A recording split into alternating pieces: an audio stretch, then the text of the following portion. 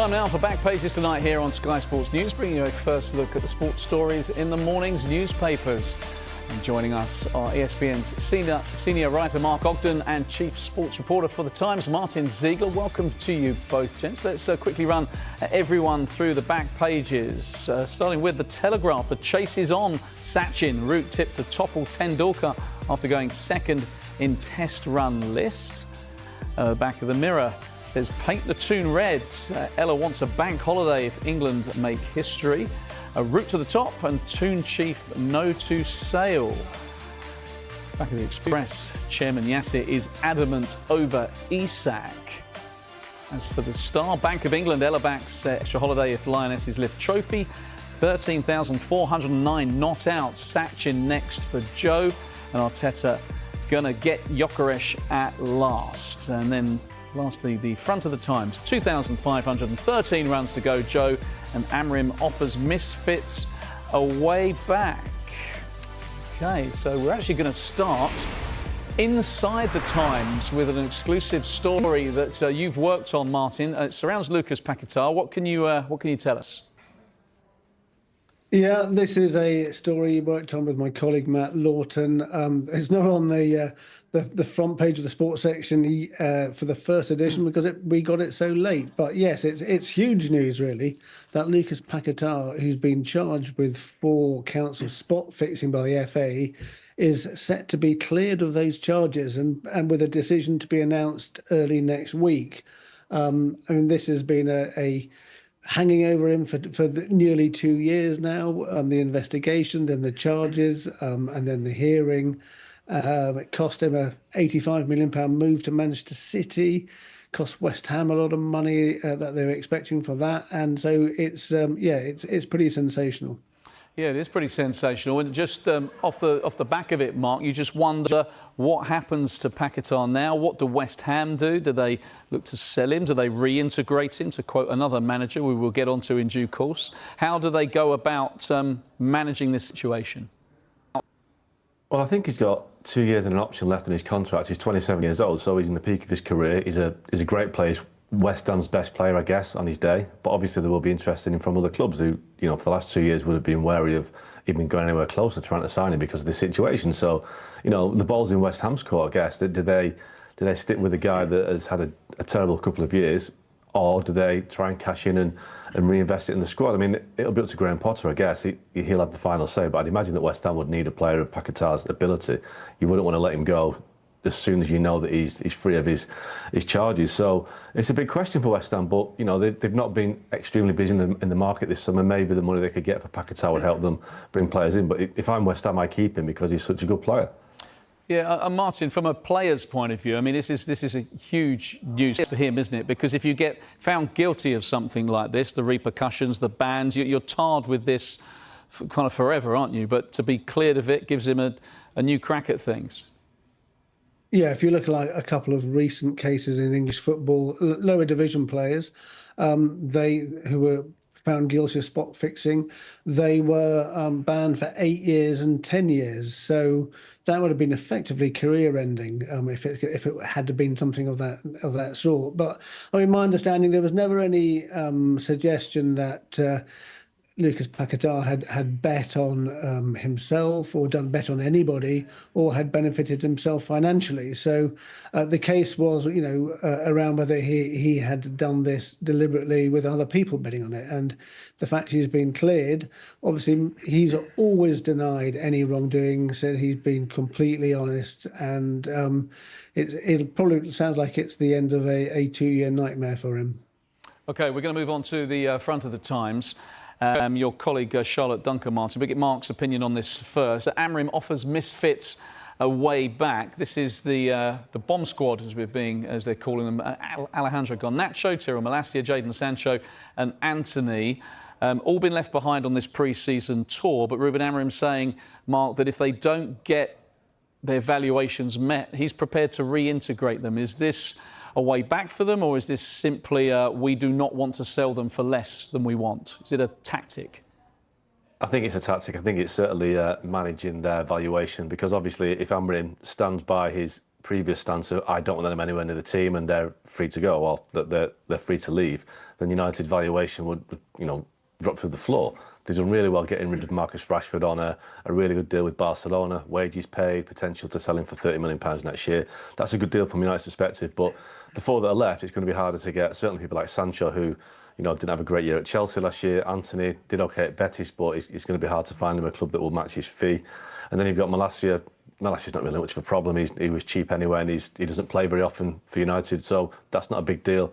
And then, it's a case of Garnacho, I think, a player that will have interest, but United will want to make sure they get what they think is his fair value, rather than somebody come knocking on the door mid-August saying, he's still there, you don't want him around the club, we'll offer you half what you want for him, take it or leave it. So I think he's managing the situation a bit. I mean, do any of these players have a future? I think it's hard to say. I think Garnacho is the one that might have a future because he's young, he's got potential. The other three have had plenty of chances, not been good enough. But, Garnacho has had his ups and downs with Amorim, but I guess that the one player that could have a way back is him. But he's burnt a few bridges, not just with Amorim, but with the fans as well, by, posing with the Aston Villa shirt with Marcus Rashford's name on the back recently. So it's going to be hard. But I do think, I think Amorim is just managing the PR around it to make sure that United don't get lowballed on these players and lose a lot of money on these.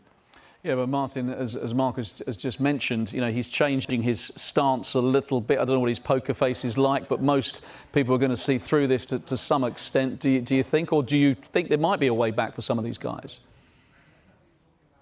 I think the trouble is, Manchester United and some of the other top Premier League clubs, that they pay a premium for players when they're buying a player. The selling clubs know that A, that they're the Premier League, so they've got a lot of money, and B, that perhaps United are pretty desperate for players, and so the price goes up. And when they come to sell them, actually, it then becomes very difficult to get that sort of cash back or anything like it for those same players if it hasn't worked out. So I think you can see why they want to try and minimise their losses.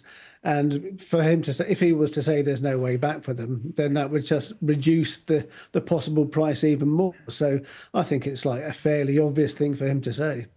Yeah, I mean, Mark, you know Manchester United inside and out. They made a couple of good signings, I think we'd all agree, with Brian Mbeumo and Matheus Cunha. Does that make joining United suddenly more attractive? But of course, to get in, say, the number 9 that they really covet, maybe a goalkeeper as well, they are going to have to offload these players. So it's a little bit of a game of cat and mouse, but pretty much everyone knows what they're dealing with. Yeah, I mean, look, United are an attractive proposition. They always will be, but they're not as attractive as they should be because of where they are. I mean, clubs like Liverpool, Man City, Arsenal, Chelsea are way ahead of United right now in terms of attracting players. So if United are in a race for those players, then they're going to miss out. But they still have a draw, and I think Cunha was taken in by the prospect of being the guy that can help revive United, and Mbeumo the same. But they need a lot of players, and they probably need at least 2 new midfielders as well. And they will have to wheel and deal in the market a little bit. There'll be other players that will be leaving the club, I guess. I think people like Rasmus Højlund and Joshua Zirkzee could find themselves, vulnerable, I guess, to being offloaded because they haven't performed. And United will do what they can to get players out that haven't been doing the business. But there's a big rebuild on. But I suppose the fact that they're not in Europe this year makes it harder to appeal to potential signings. United used to pay the biggest wages, but they don't do that anymore. But it's still Man United, and I think if you're not being pursued by the big four, apologise to United fans, but the big four right now are City, Chelsea, Liverpool and Arsenal. If you're not being pursued by those clubs, then United are an appealing proposition. But right now, they're not getting the best players because they're not in the position to get them.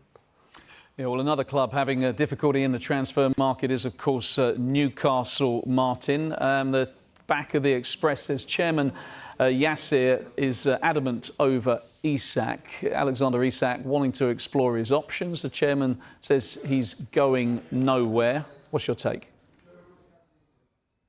Well, I suppose Newcastle United in the position, because they've got the Saudi Public Investment Fund as their owners, that they probably, it's not that they need to sell, but the issue is that Isak looks like says he wants to look elsewhere. Perhaps he wants to go to a bigger club. I mean, could he even go to Saudi Arabia? That would be a bit strange, given the Saudi PIF own the 4 biggest clubs there. So maybe if you listen to what Yasser Al-Rumayyan is saying, usually what he says in terms of far as Newcastle goes, what he says goes. So I think Newcastle fans should be fairly relaxed that unless Isak is really going to dig his heels in and refuse to train or whatever, then he looks like he will be there again. Yeah, and this is sometimes that the fans, I think sometimes players, Mark, forget, when a player says they're going to explore options, it's not always those options for them to explore. You're under contract at the end of the day, and if you've got a powerful owner with a lot of money who digs his heels in, it becomes very difficult for that player to move. They can't just up sticks whenever they feel like it. No, they can't. And obviously Isak's I think he's got 3 years left in his contract at Newcastle, so it's going to be very hard for him to force a move. But increasingly now players that want to move get the move. I was struggling to think recently how many players have tried to force a move and haven't had one. It's quite a while ago since that happened. I think Wayne Rooney tried to leave Man United one summer. Chelsea were interested. He didn't get the move. United held firm. I think Luis Suarez as well. I remember Arsenal bidding, I think, £40 million and £1 to get him because they bid up £1 over the release clause. And Liverpool said he's not for sale. And they spent 4 or 5 weeks, fighting Arsenal to keep Suarez. And they kept Suarez. But that's over 10 years ago. And it doesn't seem to happen now. Players are more powerful. If they don't want to play, they'll make it clear they don't want to play. And it's hard for someone like Eddie Howe. Eddie Howe will want to make sure that his best players are committed to the club. So will he want to go into the season after the window closed on September the 1st, knowing that his best player doesn't want to be there? I'd imagine that Eddie Howe obviously rates Alexander Isak. He's a great player. But if you ask Eddie Howe what would he rather do, he'd probably rather take the money and bring in a couple of players who he knows are committed to the club, that he can rely on, he can trust, who won't cause a problem and a distraction. But Isak is the best player, and I'm pretty sure he knows that there's an opportunity at Liverpool waiting for him if he can get his move. But Newcastle are a powerful club. They've got powerful owners. It'll be interesting to see how it plays out. There's 38 days to the deadline, so it's going to be quite a long drawn-out process, I think. But I do think at the end of it, he will get his move to Liverpool. OK. Martin, where do you stand on that, the kind of disgruntled players? If Isak is kind of made to stay when he wants to go, you'd imagine he seems like the kind of guy that would be professional and do a great job for Newcastle, but it's one to manage for Eddie Howe if that's the case. Yeah, it is. I mean, I think in these circumstances, you often come to a sort of compromise where the club say to players, look, give us one more season, we'll sell you next year. But this isn't the right time for us. That could potentially happen. He is certainly, Liverpool had made him perhaps their top target out of everybody. I know they went for Florian Wirtz as well. But I mean, from what I understand, Isak was identified very early on as being the guy they wanted.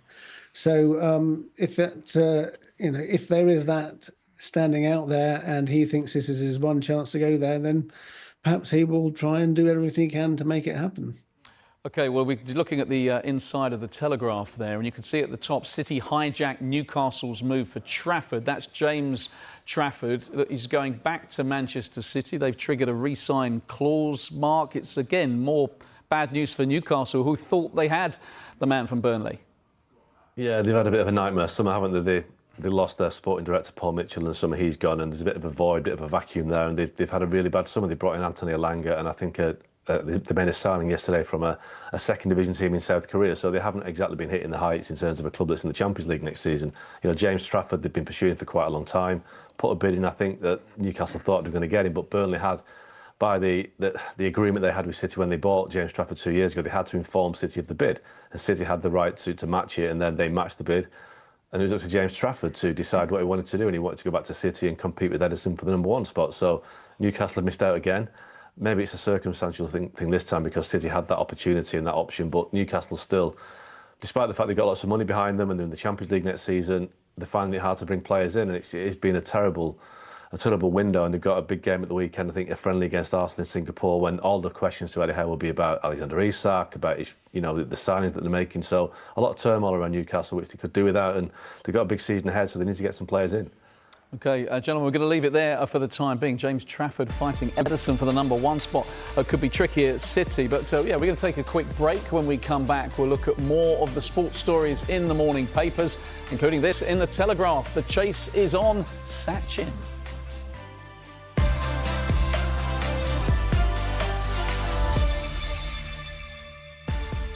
You're watching Back Pages tonight, and welcome back to ESPN's senior writer Mark Ogden and chief sports reporter for The Times, Martin Siegler.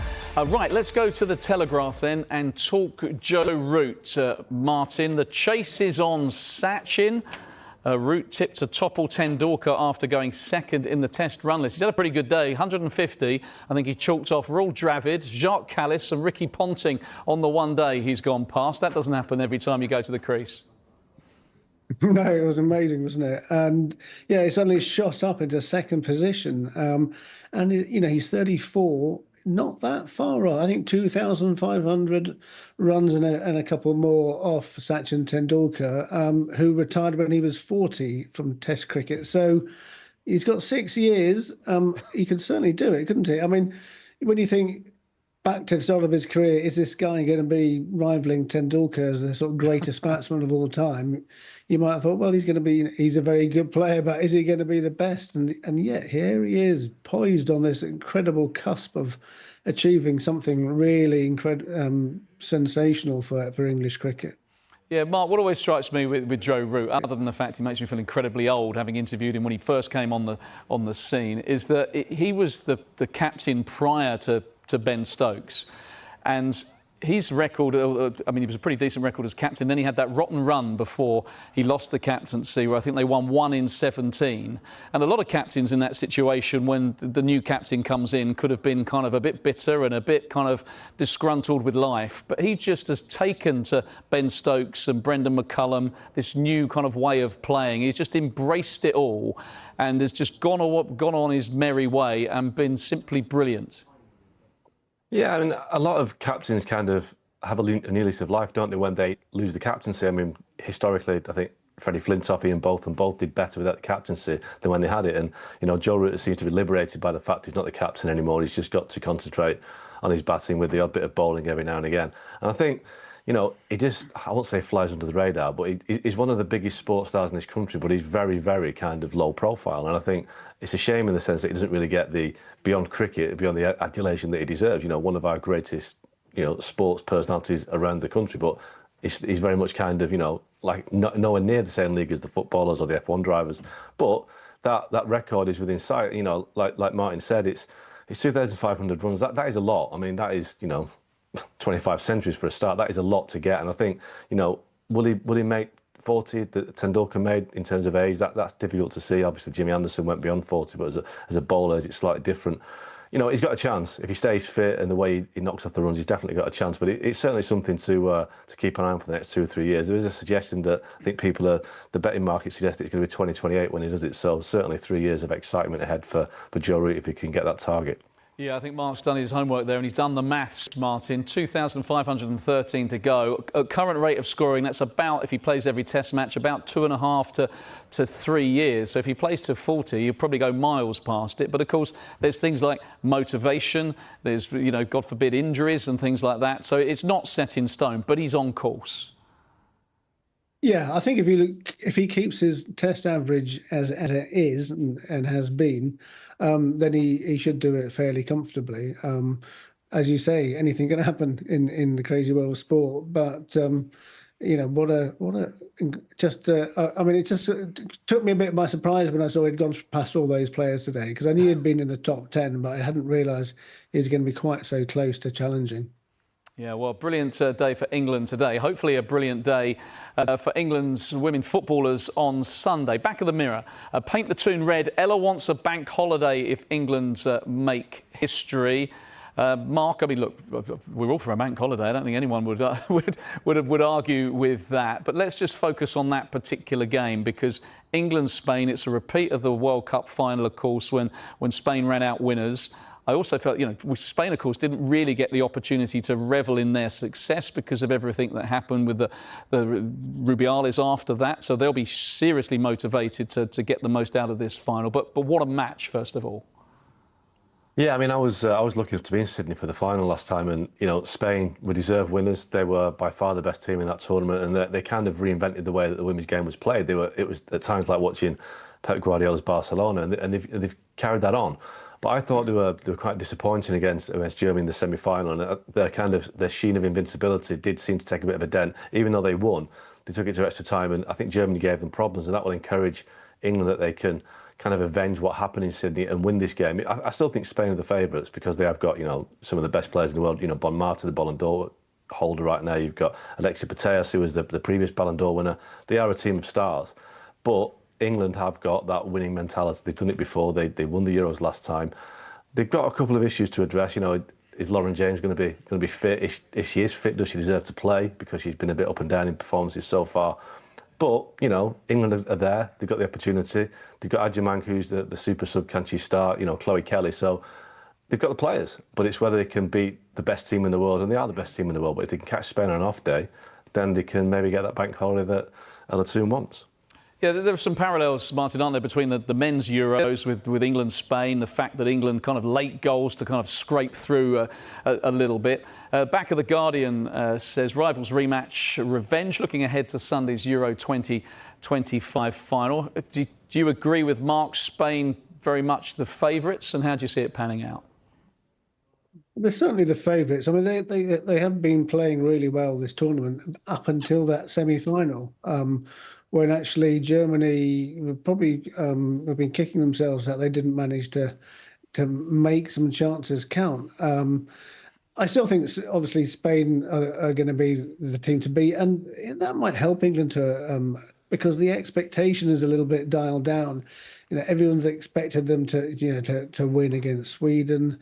They only just managed to do that, obviously, and so I think, you know, perhaps the pressure might be off a little bit, and that might help them. I think it's going to be a great match. I mean, Spain were the underdogs, I think, for the World Cup final and won easily. Let's see. I think the boot's on the other foot this time. OK, well, good luck to the Lionesses on Sunday. Let's quickly focus on a bit more transfer news. And it looks like the Star saying Arteta going to get Gyokeres at last, Mark. I mean, this has been rumbling on for a little while. I think we've all known that the Sporting striker was going to end up at the Emirates. But crikey, when you put him in conjunction with everybody else they've signed, they are going to be right up there. Yeah, he could be the final piece of the jigsaw. He's certainly the missing number 9 they've been looking for a long time. He has played in England before, obviously at Brighton and Coventry, and he had a bit of spell at Swansea as well. So he does know the league.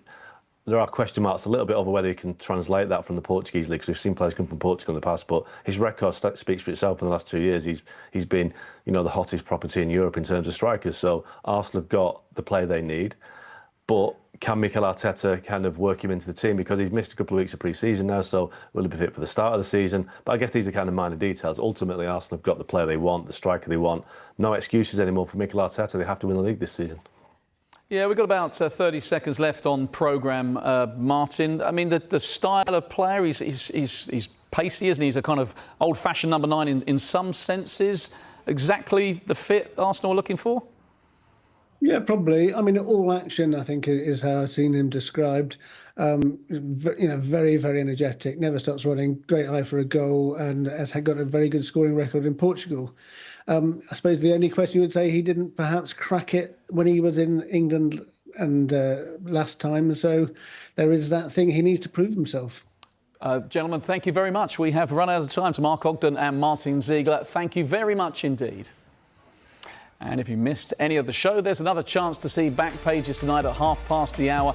And the show is also available as a podcast. Just download Back Pages on Apple, Spotify, or wherever you get your podcasts. Ruben Amorim says there might be a way back for Garnacho, Anthony, Sancho and Malacia. They won't be sold unless their asking price is met. More on that next.